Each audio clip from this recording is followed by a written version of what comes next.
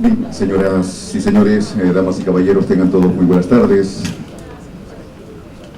La Comisión de Constitución y Reglamento del Congreso de la República, el Instituto Internacional para la Democracia y Asistencia Electoral y el Instituto Nacional Demócrata para Asuntos Internacionales les da a todos la más cordial bienvenida.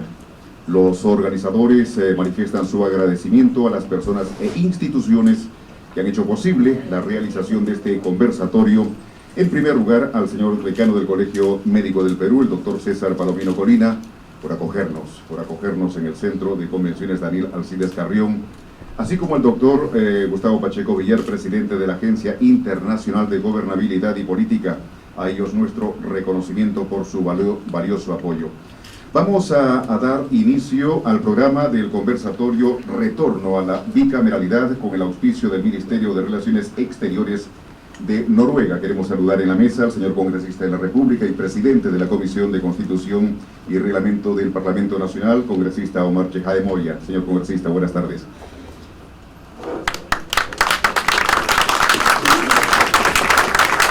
Saludamos igualmente al señor Percy Medina, de Idea Internacional. Al señor Víctor Rojas, del Instituto Nacional Demócrata para Asuntos Internacionales. Y el saludo y la bienvenida a nuestro país al señor Juan Lozano Ramírez, senador de la República de la hermana Colombia, país hermano. Queremos saludar igualmente, están listos para participar en la mesa redonda, en la mesa de conversaciones, el señor Juan Paredes Castro, del diario El Comercio, que va a estar como moderador. Igualmente saludar la presencia del señor César Delgado Gembes, ex oficial mayor del Congreso de la República, profesor de Derecho Parlamentario, que está con nosotros acompañándonos, el señor Luis Taís Díaz, secretario general del Partido Perú Posible, el señor Antero Flores Arao, presidente del Partido Orden, el señor Pedro Morales, también de Acción Popular. A todos ellos bienvenidos, al doctor Luis Solari, presentes aquí en la reunión. Muy buenas tardes a ustedes. Vamos a dar inicio, señoras y señores, con las palabras de bienvenida del señor congresista de la República, Omar Chejade Moya, presidente de la Comisión de Constitución y Reglamento del Congreso de la República. Señor congresista, por favor.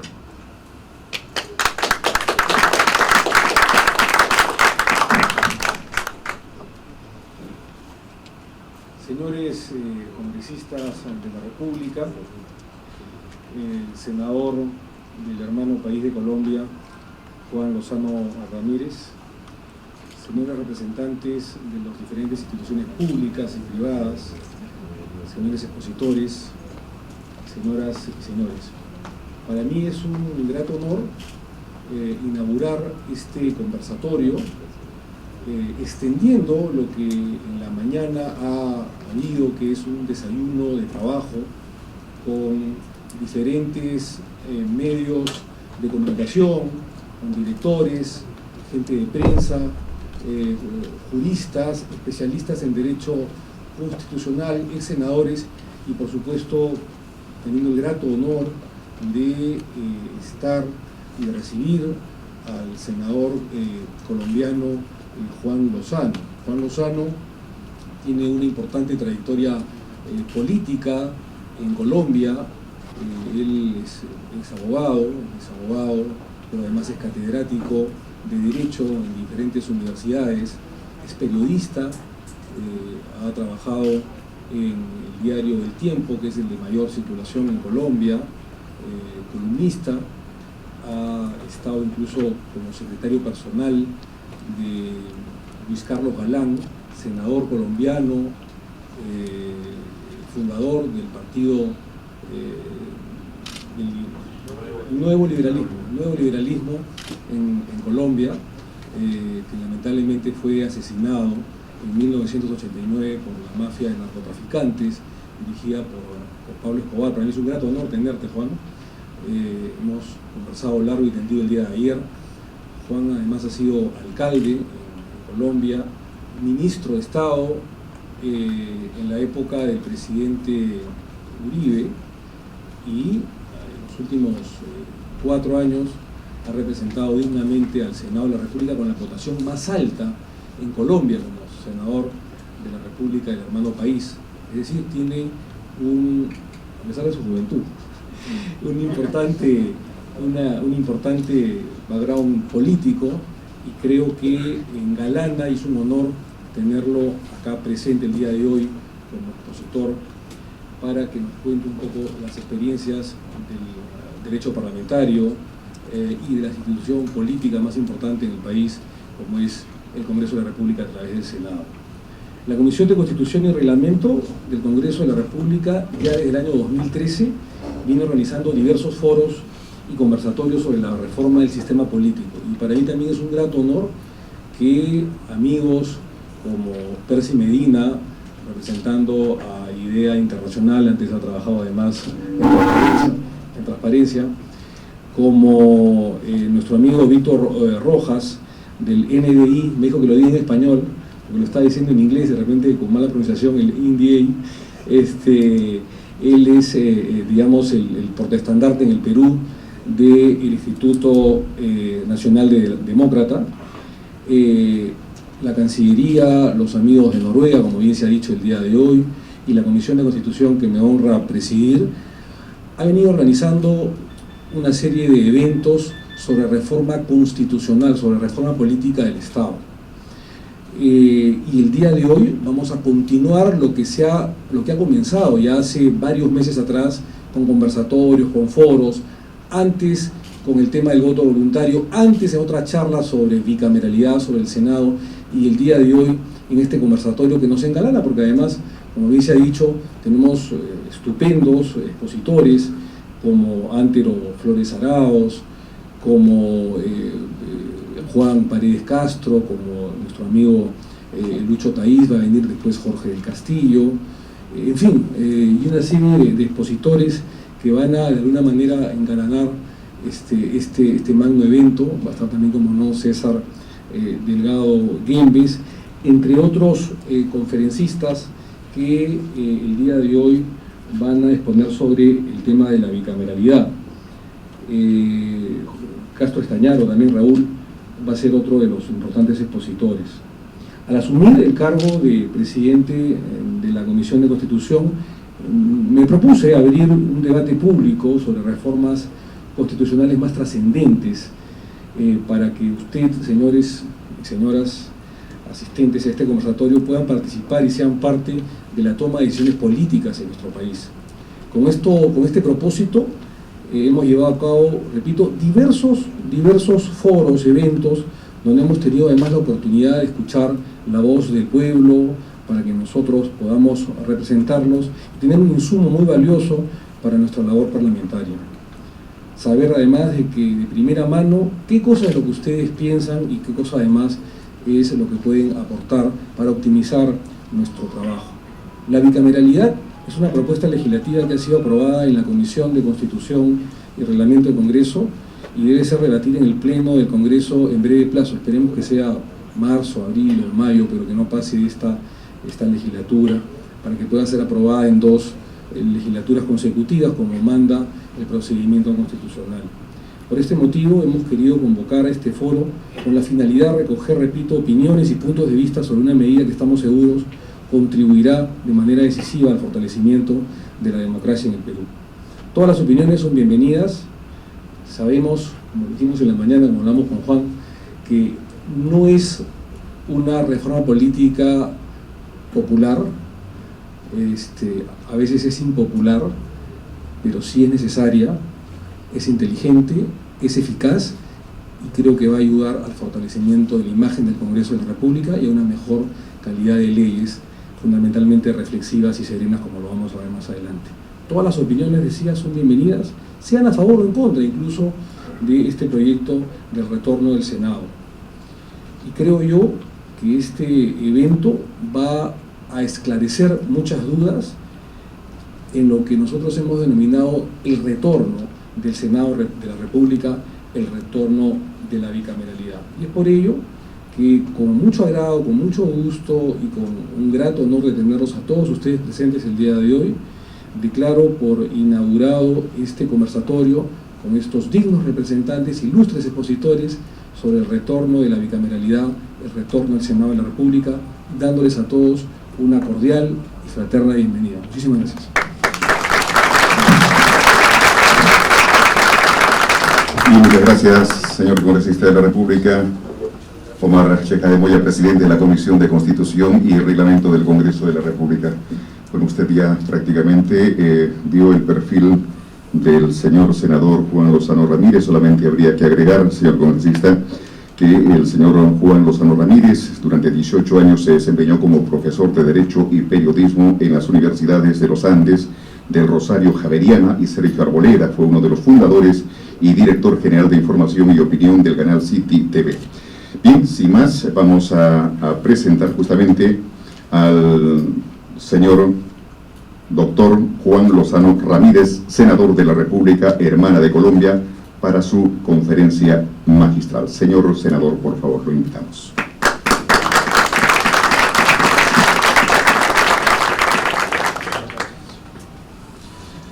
Muy buenas tardes para todas, para todos. Apreciado congresista Omar Chejade, muchas gracias por esta invitación que me enaltece y además me estimula profundamente, que es para mí motivo de honor poder estar con ustedes aquí en Lima, aquí en el Perú, cuando se ha abierto esta, que es ciertamente una discusión tutelar. Muchas gracias y además por las palabras tan amables. Cuando vuelva a hacer campaña te invito a Colombia para que me hagas la introducción, que me ayudará a conseguir mayores apoyos. Aquí tomo nota y gracias por lo de la juventud. Eso no... A Víctor Rojas y a Percy Medina del Instituto Nacional Demócrata y de Idea Internacional, muchas gracias por la hospitalidad que me brindan y el apoyo para estar aquí. Mi saludo muy respetuoso a todos los congresistas, a los señores dirigentes de las distintas fuerzas políticas del Perú, a los periodistas muy distinguidos que están aquí, a los representantes de la Cancillería, a todos, señoras y señores. Yo pensaba esta mañana, cuando de alguna manera esbozábamos algunas de las ideas sobre el retorno a la bicameralidad en el Perú, que se requiere coraje para plantear, como lo ha hecho la Comisión Constitucional, el retorno al bicameralismo por algo muy elemental, y es que hay una predisposición en el Perú, como en todos los países de nuestra América, en el mío propio y en el mundo entero, a malquerer a los dirigentes políticos. Y la propuesta es valiente porque es una propuesta que en principio aparece como si fuera para tener más dirigentes políticos en cargos de elección pagados por el Estado. El gran coraje que está detrás de esta discusión es que arranca rompiendo un prejuicio. Si a la gente no le gustan de manera generalizada los líderes políticos y les están proponiendo que tengan más y que paguen más con los impuestos de los peruanos, pues arranca cuesta arriba. Y por eso el esfuerzo en muy buena medida radica en preguntarse si efectivamente de eso se trata. Esta es una propuesta para que haya más legisladores. Y quizás la respuesta es no, esta es una respuesta para que haya mejores legislaturas. Esta es una respuesta para que haya mejores leyes. Es una respuesta, es una propuesta, es una idea para que se puedan mejorar los umbrales de representación, de reconocimiento de la realidad, la capacidad de procesar los requerimientos del pueblo peruano o de cualquier país en el que se abra la deliberación, para tener los insumos requeridos y surtir los procesos necesarios para entregarle a la ciudadanía como resultado unas leyes adecuadas y para tener la posibilidad de ejercer un mejor control político. De pronto la discusión hay que ponerla en ese terreno para evitar que se descalifique de antemano sin tener la posibilidad de explorar en sus aristas que generan ventajas y calificación adicional para la consolidación institucional del Perú. Cuando estaba preparando las notas para los diálogos de estos días, pensaba qué importante lo que ha logrado el Perú en su desempeño económico. Es un ejemplo para la América Latina, y qué bueno que se pueda conservar una senda de crecimiento y de desarrollo y de prosperidad, pero es absolutamente necesario que eso esté acompañado de una solidez en la vida institucional, que de alguna manera es el mismo dilema que tenemos en Colombia. ¿Cómo hacemos para que un buen desempeño económico, que en el caso del Perú, de Colombia, de Chile, es notable en la región, no tenga en el futuro las amenazas que se deriven de debilidades y fragilidades institucionales? Y ahí también se inscribe esta pregunta: ¿cómo hacemos para garantizar que en la vida institucional el Congreso de la República recoja y refleje de mejor manera los sentimientos, las aspiraciones, las necesidades de los peruanos? Por eso también es que creo que el foco hay que ponerlo no simplemente en una aproximación cuantitativa, sino en una deliberación cualitativa en función de tramitar y superar las necesidades y las aspiraciones y los requerimientos de los peruanos. Y dicho eso, tal vez habría que hacer otra reflexión sobre lo que no implica el proyecto que discuten en el Perú, y tomo las palabras prestadas tal vez del doctor Antero esta mañana, y es que aquí no se está buscando, con la propuesta que se debate, volver a generar una especie de senado de privilegios con una casta iluminada que recibe toda clase de beneficios adicionales, sino se está buscando encontrar una instancia que califique el proceso de elaboración de la ley sin que esté asociada con un nuevo catálogo de prerrogativas, de facultades, de atribuciones, de beneficios pagados por los peruanos para esos nuevos senadores. Resulta muy interesante en países diversos como el Perú, como Colombia, la reflexión acerca de qué está representado y quiénes están representados en el Congreso de la República. La capacidad de interpretar y de acertar en el proceso legislativo en muy buena manera y en muy buena forma está asociada con la diversidad de antenas que tiene prendidas el Congreso de la República para recoger aspiraciones territoriales, aspiraciones municipales, aspiraciones sectoriales y grandes reflexiones nacionales. El Congreso mejor acierta entre más amplia es esa escala, ese horizonte de radares de interpretación, de radares de reconocimiento de las propuestas y de los requerimientos de la ciudadanía. En los congresos nos equivocamos cuando esos radares no funcionan bien, cuando empieza a navegar en el horizonte una angustia del pueblo, cuando empieza a navegar un clamor de la ciudadanía, y por las precariedades de la representación, si el Congreso no lo interpreta, lo que hay es una brecha, lo que hay es un abismo, lo que hay es una incapacidad de que el Congreso recoja su mandato de representar a la ciudadanía y lo exprese en buenas leyes. El sistema bicameral ciertamente mejora la efectividad de los radares del querer ciudadano y de la necesidad ciudadana.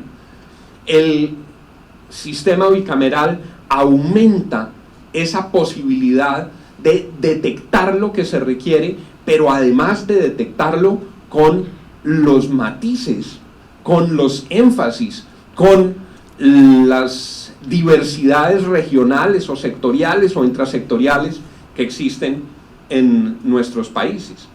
Cuando uno revisa cuánto país cabe en el Congreso, sin duda entra más país, cabe más país en un modelo bicameral que en un modelo unicameral, con obviamente la condición de que el origen de la representación y de la elección de quienes están en una y otra cámara sea distinto. Si el origen fuera uno solo, uno mismo, idéntico, calcado, este argumento naufragaría. Pero como lo están planteando aquí, con circunscripciones distintas y con orígenes distintos, ciertamente existe esa posibilidad de manera mucho más clara. Y este no es un tema ni retórico ni que se agote exclusivamente en el Perú. Este es el gran asunto de las democracias en el mundo.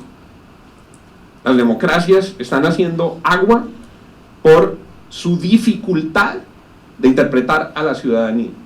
Y ante esa dificultad, a pesar de que existan mecanismos y procedimientos en su esencia democráticos, los ciudadanos no se sienten ahí incorporados, ahí interpretados, ahí queridos, ahí en su piel, en su cotidianidad, en sus angustias, en sus sueños, asumidos por los dirigentes políticos, y se apartan de la vida institucional y descreen de las instituciones y se erosiona la legitimidad de los sistemas. De manera que esa posibilidad de ampliar representación, de ampliar legitimidad política, de ampliar voces dentro del Congreso con una estructura múltiple, plural, de origen de los parlamentarios, se debe traducir en una mayor legitimidad y una mayor capacidad de acierto del Congreso de la República. Lo segundo tiene que ver con otra preocupación que nos asalta a muchos en la América Latina, y es en la dilución de las fronteras entre los poderes públicos. Es de la esencia de la democracia el principio de separación de los poderes, con concurrencia armónica, con cooperación armónica, pero hace daño cuando en el mapa del Estado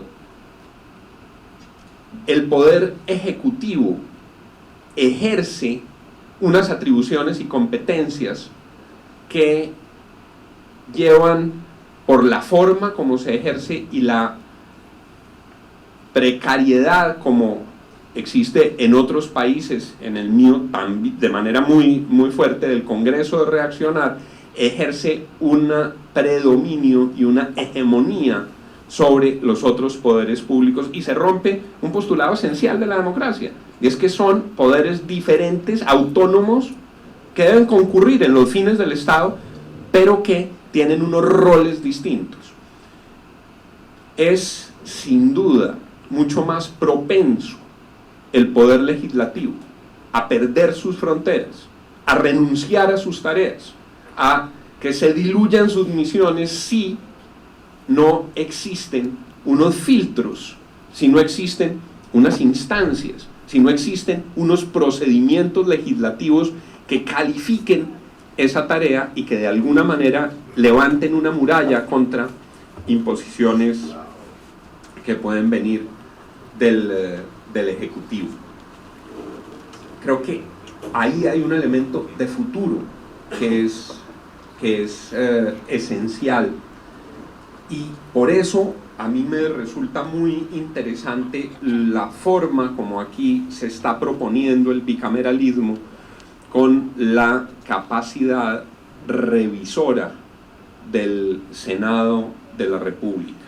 Repito, porque creo que es crucial. No es porque sea una cámara superior de privilegios, sino porque es un cuerpo que tiene la tarea de garantizar que las leyes que se vayan a adoptar sean leyes sabias, sean leyes justas, sean leyes acertadas. Cuando escucho el argumento que con los números en un principio resulta muy elocuente sobre los costos de la bicameralidad, siempre pienso, nada es más costoso para un país que una mala ley, nada vale más que equivocarse en el proceso legislativo, nada le mete tanto la mano al bolsillo de los peruanos o de los colombianos o de los ecuatorianos como un hierro del Congreso de la República. Cuando el Congreso se equivoca, el pueblo paga la equivocación y el riesgo de la equivocación se reduce, se minimiza si existe la posibilidad de una doble mirada y una doble instancia. Y no es para volver los procesos interminables, no es para entrabarlos, no es para generar parálisis legislativa, es para tener la serenidad, la ecuanimidad, la ponderación, la capacidad de reflexión sobre los textos legales. Esta sociedad vertiginosa que nos pone a todos a correr, que todo es al instante, que todo tiene que estar hecho para allá, que las redes sociales y los medios de comunicación nos han invadido hasta el segundo, hasta el instante, no se puede trasladar al proceso legislativo. Hay que legislar con prontitud, con eficiencia, con oportunidad, pero sin precipitud. Y la bicameralidad es un filtro contra la precipitud legislativa. El solo hecho de dejar que transcurran unos días para que la opinión pública, para que los medios de comunicación, para que la academia, para que los integrantes del Congreso repasen y revisen lo que se ha aprobado en la Cámara antes de que inicie la discusión en el Senado, enriquece el debate, evita que se cometan errores, permite detectar los errores que se hubieran podido cometer en la primera votación, permite volver a mirar los temas controversiales. Y es muy importante señalar que eso no se suple con una doble votación, con una segunda votación. Eso es de alguna manera, aunque obviamente hay casos en los que se produce el ajuste, pero eso es, como decimos en Colombia, yo con yo. La segunda votación tiene un valor y hay casos en los que la segunda votación es importante, pero aquí se trata de algo distinto, se trata de enriquecer las miradas para garantizar el éxito de la tarea legislativa con un esquema bicameral. Y la ecuación, por eso, no puede ser solamente la de la suma de los asistentes del despacho y los costos del congresista multiplicado por el número de nuevos congresistas. A eso hay que restarle cuánto valen los errores de la legislatura con precipitud, cuánto vale, cuánto le cuesta al Perú o cuánto le cuesta a Colombia, cuánto le cuesta a cualquier país el esfuerzo legislativo para leyes que terminan en objeciones. ¿Cuánto vale? ¿Cuánto representa? Y entiendo que la estadística aquí en Perú es una estadística muy elocuente, que se haya multiplicado por 3 y por 4 y por 5 el número de leyes objetadas. ¿Cuánto cuesta eso? ¿Cuánto cuesta, cuánto representa que de 800 leyes se estén objetando y observando 250 leyes? Es como si una tercera parte del tiempo legislativo, de la inversión en la legislatura, de la inversión en la democracia, se estuviera perdiendo. Y es que ahí hay que introducir ese concepto de calificación y mejoría en la calidad y en la tramitación de la ley. Y está asociado también con la vocación de representación, no solo por la dificultad de recoger la heterogeneidad y la diversidad de este país, sino ahí, de manera simple, la cantidad de ciudadanos que se representan. Ya hemos hablado de los criterios múltiples en la integración que debe nutrir un Congreso. Me refiero ahora a un criterio más sencillo. ¿Cuántos ciudadanos están representados por un congresista de la República? Una de las razones por las cuales nuestros conciudadanos descreen de nosotros los congresistas es porque no hay posibilidad de tener unas respuestas más cercanas. Es porque no existe la posibilidad de que se reúnan con sus electores y rindan cuentas. Es porque no existe en muchos casos la posibilidad de contestar sus inquietudes. Claro, si en el Perú cada congresista representa en promedio a cerca de 250.000 peruanos, la dificultad de interpretar a todos esos ciudadanos es inmensa y la brecha será cada vez más grande. En las democracias europeas la tabla, la proporción es aproximadamente la mitad de lo que hay hoy en el Perú, 120.000. En América Latina tenemos 50.000, 60.000.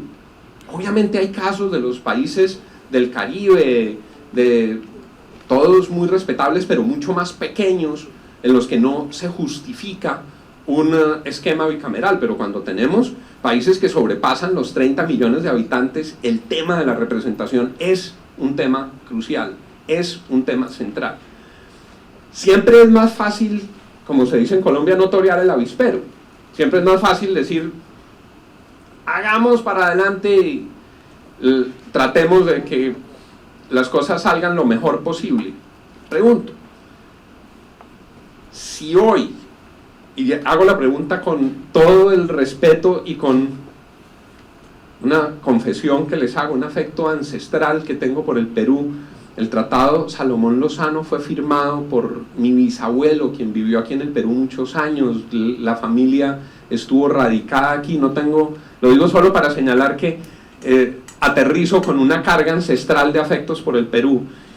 Con ese afecto, digo, lo más fácil es dejar los santos quietos, dejar las cosas como están, pero nos mejora la calidad de la política, la ruta de perseverar en el unicameralismo, o hay una oportunidad de oro de mejorar la política y la representación si se da un paso hacia el bicameralismo. Y serenamente creo que la respuesta apunta en el segundo camino, porque es una oportunidad que se abre, aprendidas las lecciones del pasado, revisadas las lecciones del derecho comparado, revisadas las lecciones del derecho parlamentario y de la experiencia política en América Latina, para que, en los términos del doctor Omar,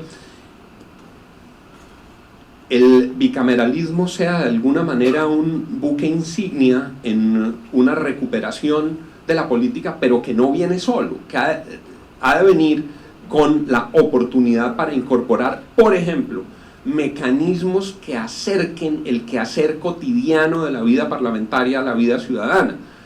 El diseño de nuestras instituciones se hizo antes de Facebook, antes de Twitter, antes de Instagram, antes de Google, antes de YouTube, y eso cambió por completo. Hablábamos hoy con los decanos del periodismo, don Juan, sobre cómo hace unos años el periodista tenía un oficio que ejercía porque él era quien portaba todos los días unos implementos únicos, una máquina de retratar que se llamaba, y una grabadora. Hoy todos son periodistas online. Hoy cualquiera puede tomar una foto y subirla a la red o mandarla a un medio de comunicación. Hoy la ciudadanía es totalmente participativa porque no le tiene que pedir permiso a nadie para compartir con la comunidad lo que vio, lo que sintió, lo que pensó. Y eso pasa con la política. Las nuevas generaciones que no tuvieron la referencia bicameral, que nacieron ya en un congreso unicameral y se están incorporando a la ciudadanía, son generaciones online, que esperarían un congreso con la capacidad de recoger sus inquietudes con prontitud, de tramitar con instrumentos del derecho parlamentario la inmediatez de las redes sociales para exigir respuestas del Estado.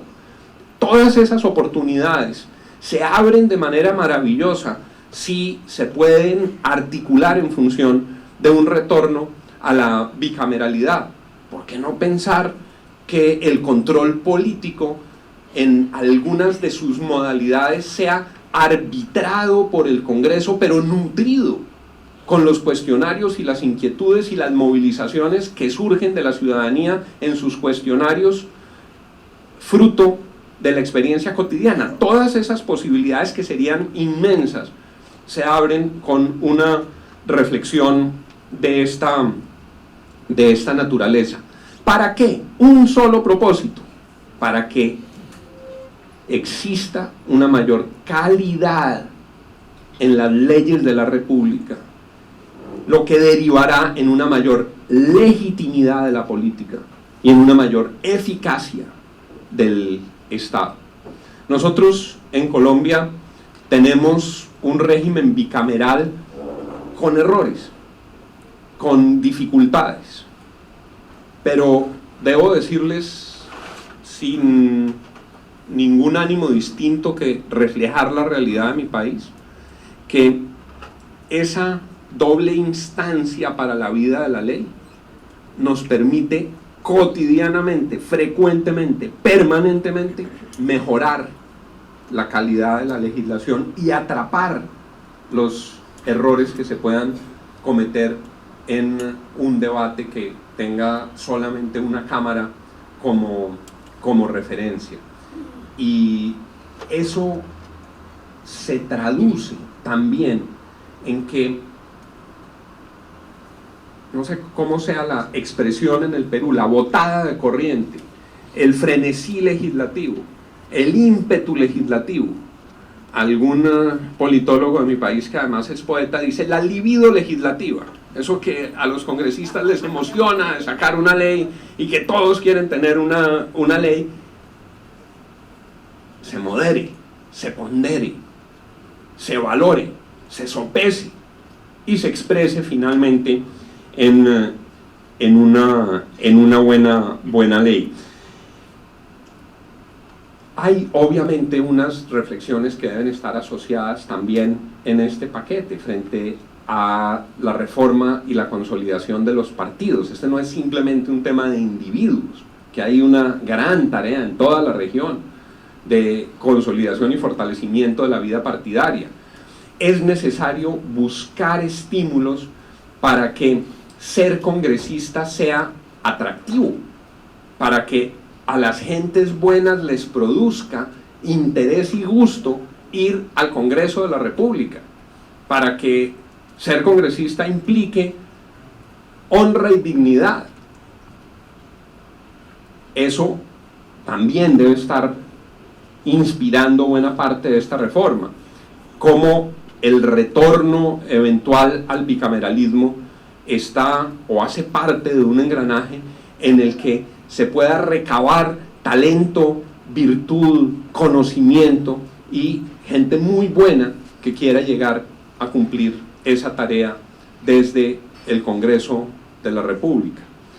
De tal suerte que, como lo he visto y después de escuchar muchas voces, creo que hay una oportunidad valiosa. Creo que la batalla de opinión pública hay que librarla para que de un plumazo no se descalifique una iniciativa que puede traer grandes beneficios, y para mirar con absoluto respeto por las opiniones de quienes discrepan de un eventual retorno a la bicameralidad, como en los costos agregados de la sociedad, en la integración de los costos asociados con el modelo político, puede terminar sorprendiendo, como creo que ocurre, la conclusión, y es que no solamente resulta más barato para la sociedad tener bicameralidad, sino que resulta mejor, resulta virtuoso, resulta eficaz, y para todo el Estado resulta en una cantera de acierto desde lo público. De manera que, señoras, señores, creo que tienen por delante unas jornadas muy interesantes en esta reflexión. Hoy, cuando escuchaba sobre todo a algunos periodistas, pensaba qué bueno que se ha abierto esta deliberación, pero qué necesario que se aborde desde ópticas muy distintas para poder llegar a la pregunta de fondo: ¿qué enriquece la democracia? ¿Cómo se califica la democracia peruana? ¿Cómo se le introducen elementos que permitan la realización de su gran propósito, y es lograr el bienestar de los peruanos, sin duda con un procedimiento legislativo que garantice mejores leyes, leyes más justas y, como lo mencionaba al comienzo, leyes más eficaces y sabias? Espero pues que estas jornadas se traduzcan, como lo merece este país maravilloso, en el mejor desarrollo institucional y en las mejores leyes para el Perú. Muchas gracias por su atención.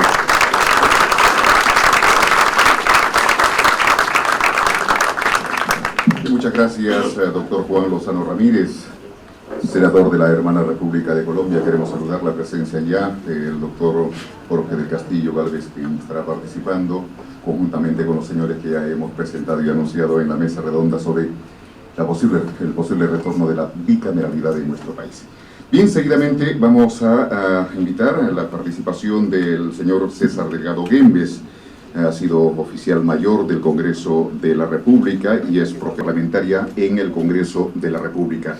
También el doctor Delgado Guembes es profesor de Derecho, Gestión y Procesos Parlamentarios en varias universidades nacionales. Ha publicado varios libros sobre temas parlamentarios, entre los cuales los más importantes son ¿qué parlamento queremos? Igualmente, para la representación de la República y el Manual del Parlamento. Doctor César Delgado Guembes, lo recibimos.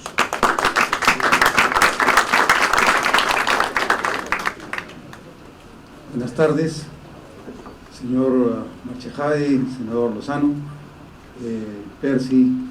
Bueno, me siento especialmente honrado de estar con ustedes esta tarde.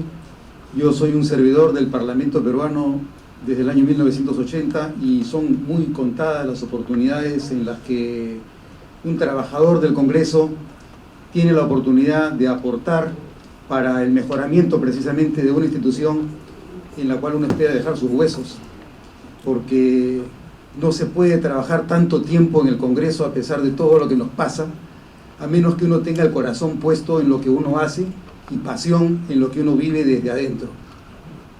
El trabajo en el servicio parlamentario nos ha costado muchos sacrificios.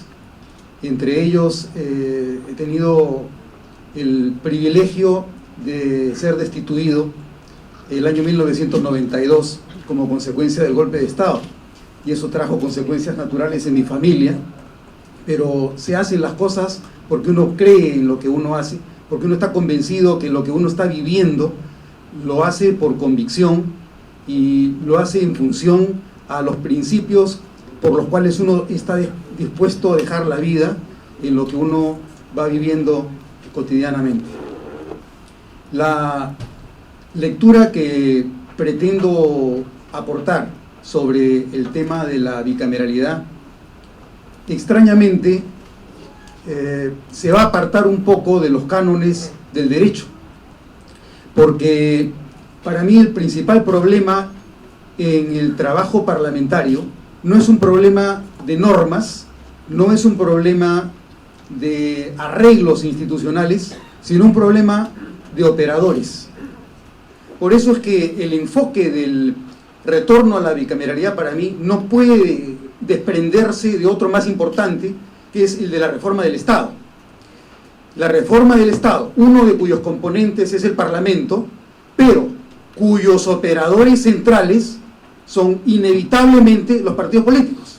No cabe una reforma del Estado, no cabe una reforma del Parlamento, no cabe un retorno a la bicameralidad si no se piensa antes cuál es el papel que deben desempeñar los partidos políticos en esta transformación, porque de ellos depende que el Estado sea diferente. Entonces, finalmente, de lo que estamos hablando es de una reforma de los operadores, de una reforma de los intermediarios para asegurarnos que los productos estatales sean de mejor calidad. Y esta pregunta, quien mejor nos la puede responder desde el punto de vista interdisciplinario, no es el derecho. El derecho nos va a repetir lo que se ha ensayado a nivel normativo, pero el enfoque de hacia dónde ir generalmente nos lo aportan otras disciplinas. Por ejemplo, las disciplinas responsables de la gestión. Uno de los grandes defectos en la estructura y el funcionamiento del Congreso es la ausencia de visión de futuro, porque no ponemos los suficientes esfuerzos en ver qué tipo de parlamento queremos, luego nos faltan las herramientas necesarias con las cuales vamos a aproximarnos al tipo de futuro que esperamos para el Perú. Entonces, lo que nos falta es prospectiva, planeamiento, qué tipo de parlamento queremos. El bicameralismo es uno de los medios para llegar a esa finalidad. El problema del Parlamento es que hay demasiados aspectos que marchan mal. Y el bicameralismo no es la medida adecuada para solucionarlos todos. Cada uno de los problemas dentro del Parlamento requiere una solución especial. Pero el bicameralismo tiene una virtud que sirve para atender esa visión de futuro en la cual pensamos. Tenemos 4 preguntas planteadas. Tendremos que pasar rápidamente por algunas de ellas, pero las centrales probablemente en el esquema que estoy manejando serán las 2 últimas. La primera es, ¿para qué no sirve el bicameralismo? Esa es una primera pregunta porque mucho se pone las expectativas en que con el bicameralismo se solucionarán muchas cosas, pero ¿estamos seguros de que con el bicameralismo efectivamente se solucionará? La primera alternativa es, primero, no fortalece las debilidades de los partidos políticos. Por el contrario, con el bicameralismo se exige más a los partidos políticos. Con el bicameralismo se requiere que los partidos políticos estén mucho más preparados y cuenten con mejores recursos para enfrentar el reto. En segundo lugar, no asegura el bicameralismo mejor desempeño representativo ni elimina el ejercicio deficiente del mandato. El bicameralismo en sí mismo no tiene esa propiedad. La propiedad la tienen los operadores, las instituciones. El régimen bicameral todo lo que genera son oportunidades para que quienes operan las instituciones generen el mejor desempeño. El bicameralismo en sí mismo no asegura el mejor desempeño, tampoco asegura mayor experiencia política. La experiencia política, otra vez, quienes la generan son quienes tienen la responsabilidad de operar los puestos. En cuarto lugar, no es una solución eficiente concebirlo como 2 cámaras con iguales competencias que se revisan a sí mismas. Esta es una alternativa contraria a la noción de que en el sistema bicameral una cámara revisa todo lo que hace la otra. Luego revisaremos este aspecto particular con mayor detalle. En quinto lugar, el bicameralismo no asegura mayor valor agregado en la gestión estatal. El bicameralismo no asegura mayor valor agregado en la gestión estatal. Por sí mismo, el bicameralismo no lo genera.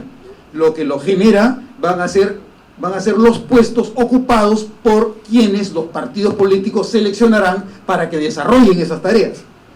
No sirve para aprobar leyes más rápidamente ni con menos debates o discusiones, obvio. No se va a conseguir que con el bicameralismo las leyes salgan más rápido, pero justamente el problema que tenemos en el Perú es que las leyes están saliendo demasiado rápidamente. El senador Lozano nos refería hace un momento la cantidad desproporcionada de observaciones que se produce respecto de las cantidades de leyes aprobadas en el Congreso. Naturalmente, ese es uno de los grandes problemas. Y el tema de la segunda votación, mecanismo que se implementó, si no recuerdo mal, durante la presidencia de mi compañero de colegio, el doctor Antero Flores Arauz, aunque él algunas promociones antes que la mía.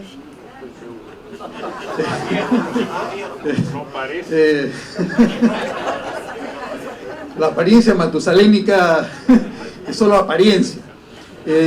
Durante la época del doctor Flores Arauz se aprobó el mecanismo de la doble votación, pero el 95% de los casos se exonera de segunda votación los proyectos. Entonces, la virtud que tuvo en su momento el pensar que la segunda votación morigeraría algo la prisa por tener leyes aprobadas más rápidamente, no ha surtido efecto. Y en último término, tampoco es cierto afirmar que el bicameralismo nos servirá para reducir el costo del funcionamiento corporativo. Ojo, que utilizo un concepto eminentemente presupuestal, no utilizo un concepto económico. Presupuestalmente, el bicameralismo puede significar mayor dinero, pero económicamente el bicameralismo puede ser muchísimo más eficiente que con el unicameralismo, porque con el bicameralismo se supone que va a haber oportunidades de agregar mayor valor en los procesos públicos. Estas son es el desarrollo de las diapositivas anteriores. Pasa, por favor. Siguiente. La segunda pregunta es, ¿qué debe evitarse en el bicameralismo? Pasa. los 5 aspectos que hay que evitar en el bicameralismo son: primero, redundancia de origen representacional, es decir, las 2 cámaras no pueden ser elegidas con las mismas reglas. Si ahora tenemos un distrito múltiple para el Congreso unicameral, y durante el periodo 1995 al año 2000 tuvimos un distrito único para el Congreso, también fue notorio que hubo una diferencia en el tipo de producto y en el tipo de representante que salió como consecuencia del Distrito Nacional. En el Distrito Nacional, al parecer, había una mayor capacidad de ver el todo nacional, de ver todo el Estado, mientras que con el distrito múltiple lo que se ha conseguido ha sido mayor proximidad entre el representante y la localidad que lo elige. Lo que necesitamos es balancear el exceso de alcaldes que llegan al Congreso, que carecen de esa visión integral del país. Para eso nos sirve el Distrito Nacional. Entonces, no debería haber redundancia de origen representacional. En segundo lugar, no debiera existir reiterancia funcional. La reiterancia funcional se entiende como que una Cámara revise y tenga exacta y simétricamente los mismos poderes y las mismas competencias que la otra. La redundancia o la reiterancia funcional lo que está generando es el uso dispendioso de 2 cámaras para hacer exactamente lo mismo. Tenemos que buscar una solución más innovadora que eso. Obviamente, los modelos clásicos que se pensaron en el siglo XVIII, en el siglo XIX, se entendía que la virtud consistía en que haya 2 cámaras con las mismas competencias para que la segunda cámara revise lo que hace la primera. A estas alturas, en el siglo XXI, la exigencia es tratar de pensar en una solución más innovadora que la que hemos recibido del siglo XVIII. En tercer lugar, debe evitarse del bicameralismo la ausencia de especialización orgánica en los perfiles de puestos. Y este es un concepto típico de la disciplina de la gestión. Si nosotros tenemos una Cámara cuyo perfil de puestos tenga que ver con las funciones que se realiza en la Cámara de Diputados, necesitamos un perfil de puestos distinto para que se cumplan las funciones que tendrá la segunda Cámara, cuyas funciones no son iguales. Quienes tendrán que hacerse cargo de que esos perfiles de puestos se cumplan y se certifiquen, obviamente, son los partidos políticos, porque de acuerdo a la Constitución no se puede exigir mayores requisitos para ocupar un puesto representativo que los que manda la Constitución. Esto es edad, nacionalidad, no estar inhabilitado políticamente. Entonces, si la Constitución, en aras del igualitarismo y el acceso a los puestos públicos, no permite que se hagan modificaciones, que se exija más que el derecho de voto, que la edad y que la nacionalidad y no estar inhabilitado, los partidos políticos sí tienen una responsabilidad diferente, que consiste en tener el poder de capacitar, entrenar y certificar a quienes los partidos califican para que se hagan cargo de esos puestos. Entonces, los partidos necesitan también las herramientas que les permita a ellos pasar por el proceso de entrenamiento, de capacitación y de certificación de sus postulantes. De ahí que no vaya con esta propuesta, obviamente, el sistema del voto preferencial, porque resta a los partidos la capacidad de definir quiénes integrarán los cuadros que a su vez postularán para que la ciudadanía pueda elegir dentro de la diversidad de partidos cuáles son los cuadros que se prefiere para llevar a cabo el programa que tiene cada partido. Cuarto lugar, debe evitarse el debilitamiento de la agencia de intermediación, es decir, de los partidos políticos. El bicameralismo no puede debilitar a los partidos. Como digo, el propósito es reformar el Estado. Y la reforma del Estado tiene que realizarse por los agentes de intermediación.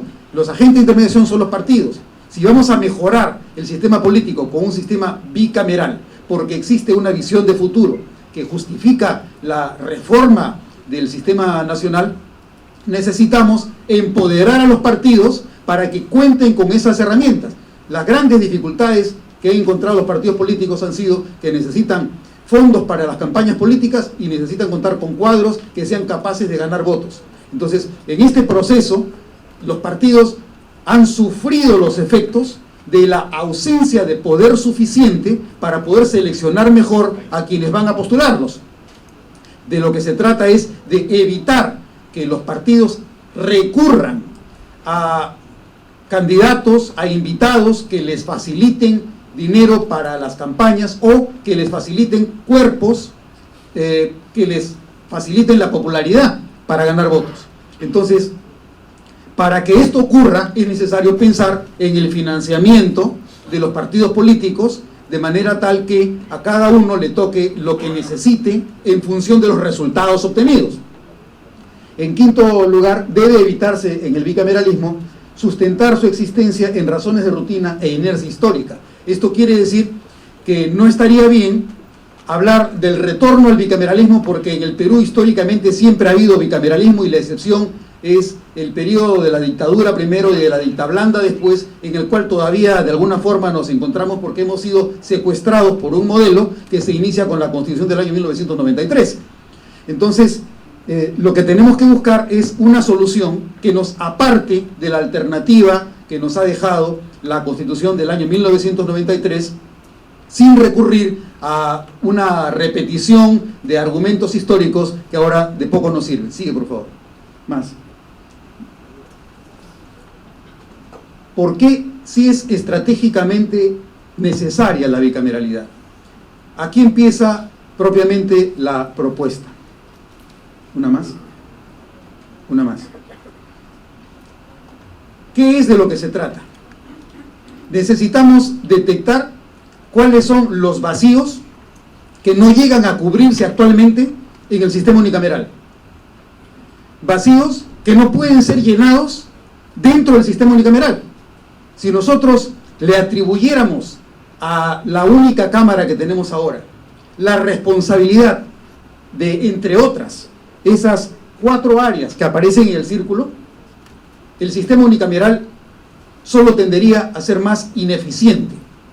Entonces, la propuesta consiste en que, dado el vacío con el que nos encontramos en nuestro sistema político, estas serían tareas primarias de las que se encargaría el Senado como segunda cámara.